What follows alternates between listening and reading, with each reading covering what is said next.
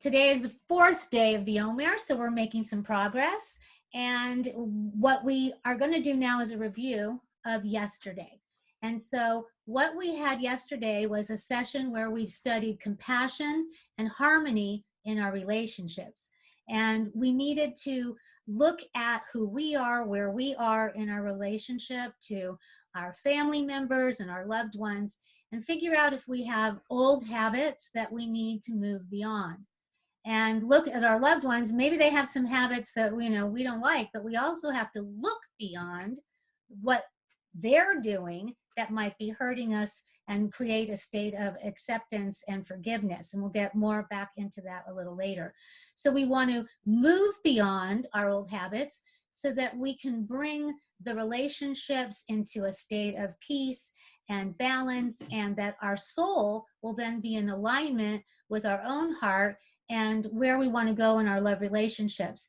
And when we have our love relationship in a state of purity and balance and cohesiveness, then we elevate ourselves and we elevate the world, because as I said yesterday, love, true love, is the greatest manifestation of God that there is. We are put here, as we discussed before, even with the letter Bet, we are put here to exist in a partnership relationship, with Adonai and Am Yisrael, just like we have the two Shabbat candles that represent the two loving partners, and the partnership between two individuals, and then that divine partnership between God and us.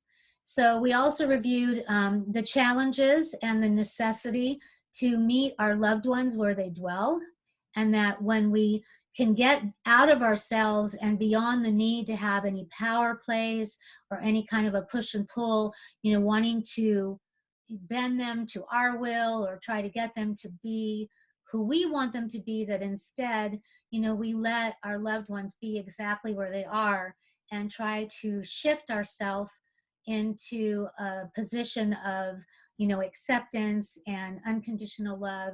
And that when we do that, hopefully we will create an energy flow that will restore balance, or place a balance that might not ever have been in the dynamic of the relationship before.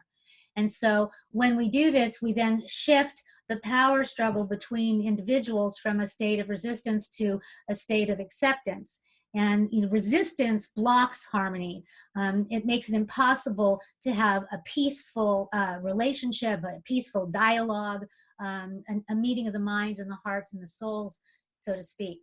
So we discussed how it was important to accept our loved ones as they are, and then also not try to turn them into something we wish them to be, to love unconditionally with full empathy, even when they're at their worst, behaving at their worst, or finding a way to work through it when someone's saying things that maybe they don't mean, and just kind of moving and shifting the energy and our balance past that.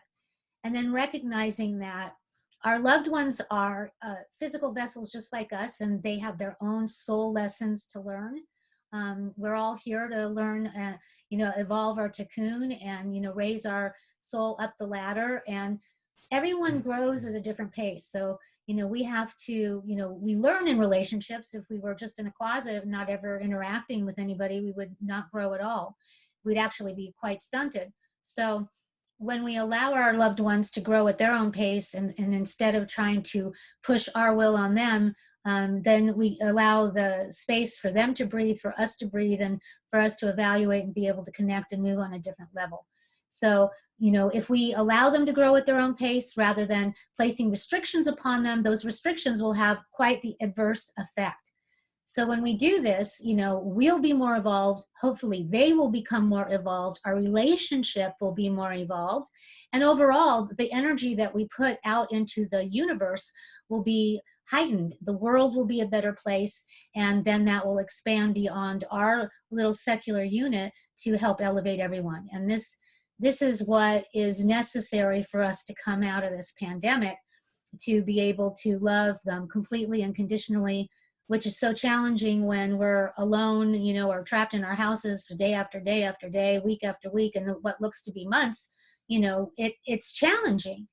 And what happens is the people that are in our soul pairings. They're put into our sphere, into our universe, because they butt up against us, sometimes quite literally in our face, or in our own being, because we have a lesson to learn. And sometimes we don't want to learn those lessons. Sometimes we don't learn them at all, and then we just move into another relationship. And that's what gets us to where we are today, because today's lessons is on endurance, what it means to endure, to have an enduring and lasting love relationship, and being able to create that ability within our own being. But in order to get to that point, we just still have to remember that we have to have, compassion and empathy in order to have unconditional love, and that, we have to keep the channels of communication open, and that when we create a relationship that is filled with compassion and empathy and unconditional love, then we can dwell in a state of grace. And we are then able to allow our partner to, grow on their own terms, meet them where they are, and release our expectations. We have to not, worry so much about who we are, what they are, where we want to go, where we want them to go, where we all want to be. We have to free ourselves and free them from any personal agendas that we may have. So when we do all of this, we begin to dwell in a state of harmony and balance.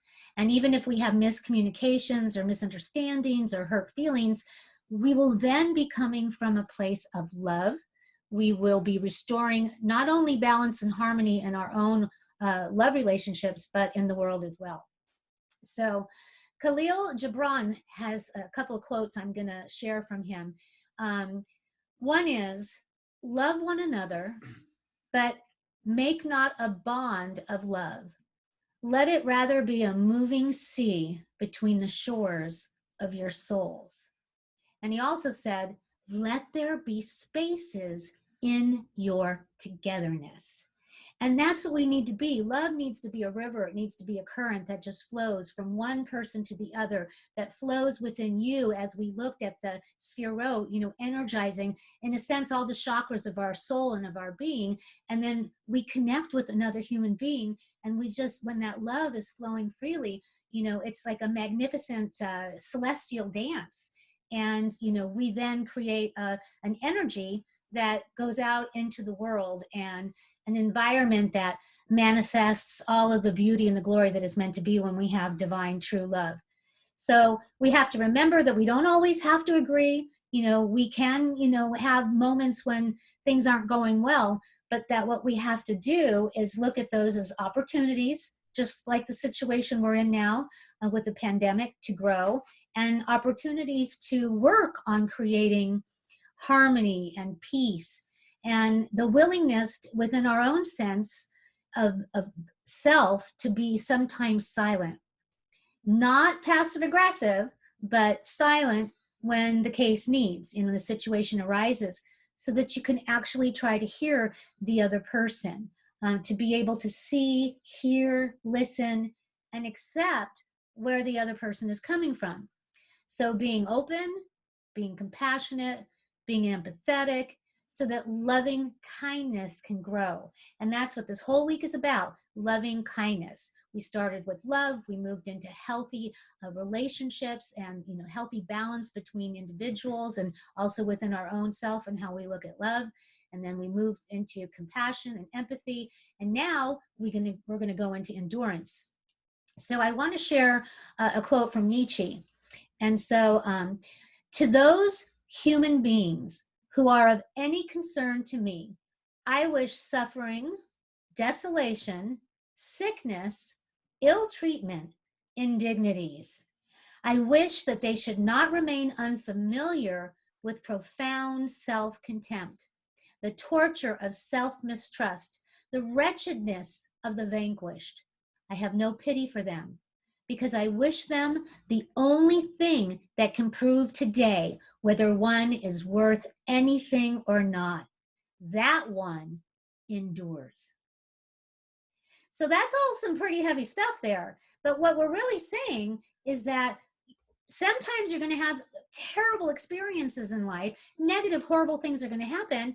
And we have a real example of that right now. I mean, just like when we have, coming into fall, our Barosh Hashanah prayer that we have at the time of High Holy Days, that, we'll be, subjected to fires and floods and, famine, and who shall be exalted and who shall be humbled. We are living this right now with the pandemic. And it's necessary to get through these moments with the ability to endure. And that's what day 4 is about. The netzach of chesed, endurance in loving kindness. So in Judaism, we're as Jews, we know what this is. We are a people who know how to endure. We are up close and personal with all that entails. We just have come through Passover. So we went through the Exodus, we went through all those years, hundreds of years of slavery, and then we wandered in the wilderness. And we've been through the Inquisition, we've been through the Crusades, we've been through the Holocaust. And so what we have to do is reconnect to that sense of strength that we have as in our DNA that's pulsating through our being and our blood and our emotional context of our own souls. So when we were in the wilderness, we were given manna to survive. We had a double portion. And so on Shabbat, we have the 2 chalot to remind us of the double portion. So it's very interesting because I had somebody that was in the class share with me something that happened. So they cracked open 4 eggs. Now, we discussed during the Seder how Pharaoh's heart was hardened and we had to crack open the heart, and that's what happened with his daughter when she brought in Moses. So she cracked the 4 eggs. And this is the second time in her lifetime, I think is what she said, that she's ever seen a double yolk. So here she had 4 eggs, each with double yolks. So in Kabbalah, in the Gematria, in Judaism, with the numbers, number 2 equals, as we said when we were discussing the letter Bet, 2 is partnership. It takes 2 people to make a relationship. There's the dialogue and the conversation and the emotional connection between Adonai and Am Yisrael and between 2 loving partners. Then you have the 4 eggs. Okay, so the number 4 equals love. So we're in a state of love. We're learning about loving kindness all this week and what it takes to have healthy, balanced, harmonious, compassionate, and empathetic love, unconditional, in number 2, in a state of partnership. 2 times 4 is 8. When you have things in a state of 8, you have Mashiach. So we just opened up our doors for Elijah to enter, hoping that the perfect world to come, the time of Mashiach, the time of, peace and no more hunger, a time of true shalom, not shalom, but shalom, completion, wholeness, and fulfillment, that this is coming, that this is happening. So it was extraordinary that right amidst our counting of the Omer, that she got not 1, but 4 eggs, each with a double yolk. And so this is, sort of like the signs and the signals in the universe that, this is what's needed now. We must do our part. The Messianic age isn't going to come unless we earn it. And that's what this time of the counting of the Omer is all about. We are marking the time between Passover and Shavuot to be able to prove our worthiness and our merit to really be worthy of receiving those commandments on Shavuot. And during this time, that's what's happening during this pandemic with all the workers and everybody that's sacrificing. And it shows that it takes all of us. It takes everybody working together, each a part of a magnificent puzzle that's the tapestry of our lives. Each of us doing our part, our share, intricate, interwoven little pieces that create a magnificent picture. And that's our global world. That's our entire humanity. So today, I was watching Andrea Bocelli sing. I don't know how many of you might have seen that with the his concert for prayer. I wasn't saying it was a concert, but and it was unbelievable because at the end, when he was singing Amazing Grace, they showed the grand cathedrals all over the world, and Paris and London and New York, and of course, in Italy. And the streets were empty. There was maybe 2 people that you would see on one street. Somebody rode by on a bicycle, but it almost looked like we did not exist. We were unseen. We weren't even there. And yet we are. And that's the situation that we're in, that we have to connect to. It's a little eerie, like a science fiction movie, but we're unseen. We're not on those streets, but we're here. God is unseen, but God is here with us. So we have to tap into that faith that we have, not only as a people, but we must have that as a humanity. We must be strong. We must be resilient. We must have compassion and empathy and create and maintain and propagate that state of grace, of pure love. And then, only then, will we ultimately endure. Tolstoy said in War and Peace, "Man on 1,000-mile walk has to forget his goal and say to himself every morning, today, I'm going to cover 25 miles and then rest up and sleep." So this is what we need to do. And we're getting a lot of sleeping in, I'm sure now. We're getting in a lot of resting and a lot of studying. But we have to ask ourselves, how do we endure? What is our psychological, emotional, mental, and physical makeup? We have it in us to do this. So when we look at what it takes to endure, to get through the challenges and the obstacles, especially as the weeks and the months go by, we also have to look at our love relationships, because they're going to be challenged. So we have to ask, is my love enduring? Does it withstand challenges and setbacks? Do I give or withhold according to whatever mood I'm in? Am I able to get through this time without, getting grumpy with our loved ones and, saying things I don't mean and taking things out on another person that, I don't mean to do? Or am I hard on myself? Am I not accepting and unconditionally loving myself? Is my love constant regardless of whatever's going on in life at the moment? Can I keep it up? Can I maintain it when I'm being challenged? We must remember that endurance comes from pacing ourselves, just like if you're going to run a marathon. We're in the middle of a marathon right now for our own survival. So we don't want to look at the end. We just want to concentrate on where we are, step by step, living in the moment, taking care of today. Because if we take care of today, then we know that tomorrow will take care of itself.